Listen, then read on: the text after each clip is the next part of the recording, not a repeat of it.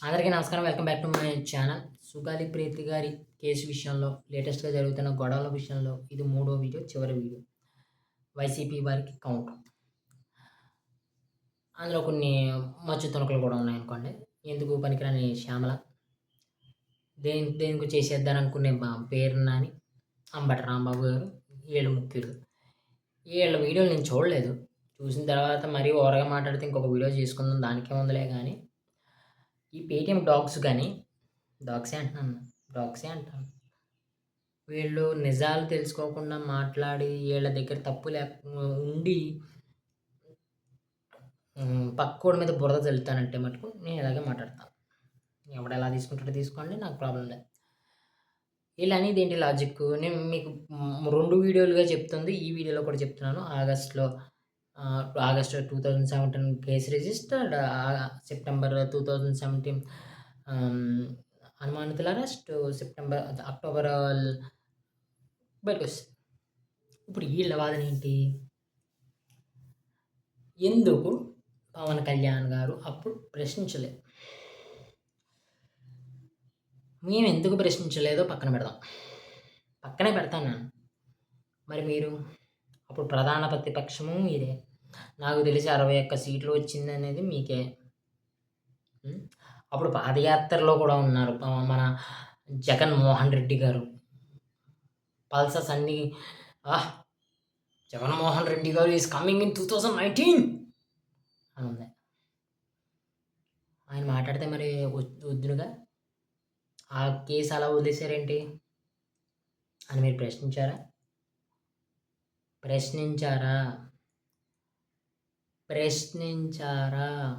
లేదు, ప్రశ్నించరు.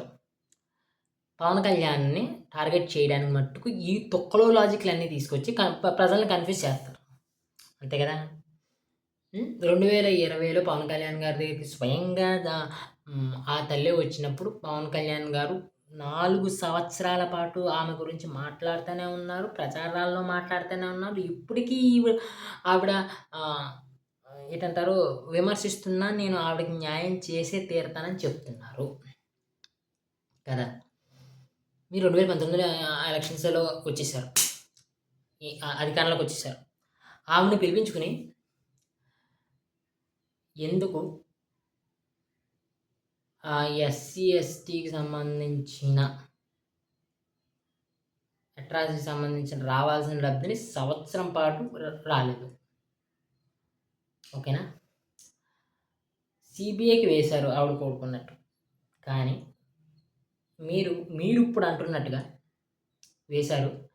కానీ అది డబ్బా కింద ఉంది, కానీ డబ్బా పైనుంచి అది ఢిల్లీకి ఎగరలేదు. ఎందుకు ఎగరలేదు? Point number 2. పాయింట్ నెంబర్ 3, ఈ వేస్ట్ ఫెలోస్ అందరూ నాకు చెప్పాల్సిన సమాధానం ఏంటంటే, అప్పుడు డిఎన్ఏ మిస్ మ్యాచ్ అయింది, ట్యాంపర్డ్ అయింది అని ఇప్పుడు తెలిసిన తర్వాత, అప్పుడు కోర్టులోనే కదా ఇన్ఫర్మేషన్ వచ్చింది. మీరు సిబిఐ పక్కన పెట్టండి, మీరు టీడీపీ అంటే లాస్ట్ 5 సంవత్సరాలు కొత్తలాడిపోయిన మీరు టీడీపీ మీద ఎందుకు ఈ డిఎన్ఏ మిస్ మ్యాచ్ అయ్యింది? ఎవరి వల్ల మిస్ మ్యాచ్ అయింది? ఏ అధికారి ఉన్నాడు? ఏ ఎమ్మెల్యే ఉన్నాడు? ఏ ఎంపీ ఉన్నాడు? లేకపోతే ఏ కార్పొరేటర్ ఉన్నాడు? లేదా డైరెక్ట్‌గా సీఎంఏ ఉన్నాడా అని ఒక సిట్ వేయలేదు. సిట్ వేయచ్చు కదా! సిబిఐ తీసుకుందును తీసుకుపోదును ఇప్పుడు చెప్పినట్టు సమాధానం అప్పుడే చెప్తున్నాం. అమ్మా, ఈ సందేహాలు మాకున్నాయమ్మా, తప్పకుండా సిబిఐకి వెళ్దామమ్మా, మనం ఈ పని కూడా చేద్దాం. అసలు వీళ్ళెవరు ఏంటమ్మా, ఎందుకు డిఎన్ఏ మిస్ మ్యాచ్ అయిందమ్మా అని మీరు ఎందుకు చేయలేదు? పోనీ 2024 వరకు మీరు అధికారంలో ఉంటేనే, 1 కాకపోతే 2, 2 కాకపోతే 3, 3 కాకపోతే 4 అంకెలు చదువుతాడు కదా మన జగన్మోహన్ రెడ్డి గారు. ఎందుకు ప్రయత్నించలేదు సిబిఐకి కేసు వెళ్ళడానికి? ఇప్పుడు మోడీకి పవన్ కళ్యాణ్ దగ్గర కాబట్టి పవన్ కళ్యాణ్ తీసుకెళ్ళిపోవాలి అంటున్నారు. మరి మీ కేసులు తొక్కు పెట్టించుకోవడానికి, తీసేయడానికి 29 సార్లు పైగా కేంద్రానికి వెళ్ళి అడుక్కున్నప్పుడు, అడుక్కునే ప్రాసెస్‌లో 29 సార్లలో 29 సమస్యలు తీసుకొని, దాంతో పాటు ఈ సమస్యను కూడా యాడ్ చేసుకొని 2 సమస్యల కింద పెట్టుకొని, ఏవండి సుగాలి ప్రీతి కేసుని సీబీఐ తీసుకునేలాగా ఒకసారి మాట్లాడండి సార్. అలాగే సిబిఐ డైరెక్టర్స్ దగ్గరికి సార్, ఇది చాలా ముఖ్యమైన కేసు, ఒక తల్లి ఆవేదన, ఈ ఆవేదన మీరు తప్పకుండా పట్టించుకోవాలి సార్, కేసు తీసుకోండి సార్, కావాలంటే నా కేసు పక్కన ఒక 3 నెలలు 4 నెలలు పక్కన పెట్టండి సార్, నేను ఎక్కడికి పోను సార్, దయచేసి ఈ కేసుని సాల్వ్ చేయండి సార్, ఎంతోమంది పీకలు దొరుకుతాయి సార్ నాకు, నేను మళ్ళీ 24లో అధికారంలోకి రావచ్చు సార్ అని ఎందుకు అడగలేదు? ఏం పీకారు? ఇప్పటికి కూడా పవన్ కళ్యాణ్ నేను వదిలేస్తానంటలే, ఇంగో ఇక్కడ అడ్డంకి పడింది, ఈ అడ్డంకిని ముందుకు ఎలా తీసుకెళ్దాం?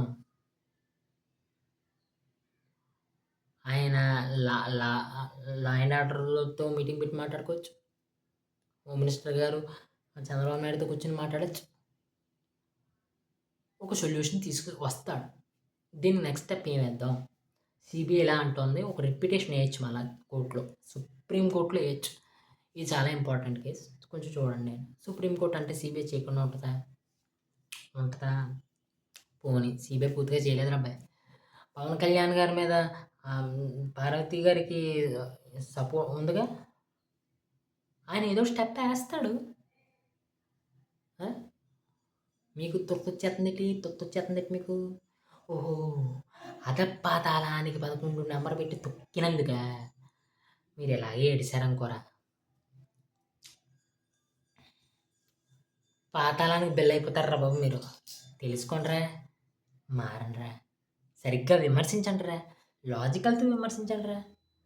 మీరు విమర్శిస్తే మీరు నోరు మూసేయాలిరా, నోరు మూసేలా చెయ్యండిరా మమ్మల్ని ప్లీజ్ రా. ముడ్డి కింద గురువింద గింజ పెట్టుకుని నీ చూసుకుంటావిటి, ఇలా చూపించి ఏళ్ళు గురించి మర్చిపోతావిటి. పంజోడు జగన్మోహన్ రెడ్డి టూర్కి వస్తున్నాడంట కదా, ఆ టూర్లోనే ఈవిడికి ఏమన్నా భరోసా ఇమ్మను. నెక్స్ట్ టైం నేను వచ్చినప్పుడు బెంగళూరు నుంచి కర్నూలులోనే పవన్ కళ్యాణ్ ఎక్కడైతే మీటింగ్ పెట్టినాడో అక్కడ నేను మీటింగ్ పెట్టే ఈ ప్రభుత్వాన్ని ప్రశ్నిస్తాను, నా దగ్గర ఉన్న 3 ఎంపీలు 4 ఎంపీలతో ఈవిడ తీసుకెళ్ళే అక్కడ కేంద్రంతో మాట్లాడుతాను, సిబిఐ డైరెక్టర్తో మాట్లాడుతాను. ప్రతిపక్షం మేమేం చేస్తాం, కూటమే చెయ్యాలిగా అంటారేమో మీరు. ఊరి తుత్తర కొడకల్లారా, ప్రతిపక్షం కాకుండానే మీరు ప్రతిపక్షం ఎలాగ కాదులే, పవన్ కళ్యాణ్ కూడా ప్రతిపక్షం కాదులే, 2 చోట్ల ఓడిపోయాడురా, 4 సంవత్సరాలు రా, దాన్ని కాపాడుకుంటూ వచ్చాడురా కేసుని. మీరు ప్రతిపక్షం కానీ ప్రతిపక్షం అయినప్పటికీ చూడండి రా బాబా, చూడండి, ఆవిడని ఎలాగన్నా న్యాయం చేయండి రా. మనం న్యాయం చేద్దాం, మీరు న్యాయం చేయండి, మేము న్యాయం చేద్దాం, మీరు న్యాయం చేయండి, ఎవరి ప్రయత్నాలు వాళ్ళు చేద్దాం, ఆ తల్లికి న్యాయం జరిగేలా చూద్దాం. అంతేగాని రాజకీయానికి వాడుకోకుండా తొత్తు కొడతారు.